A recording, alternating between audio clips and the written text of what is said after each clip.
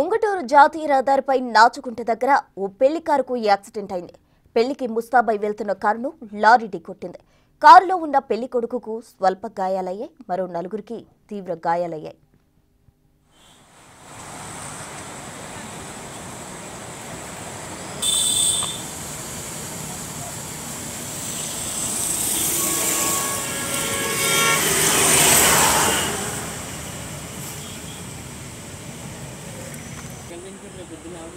అప్పుడే రాత్రి జరిగిందంట, మన ఇప్పుడు జరిగిందంట. ఏం ఇష్టపరంగా ఊర్లు అలా చేసేస్తే ఊరికే కాదు అలవచ్చు.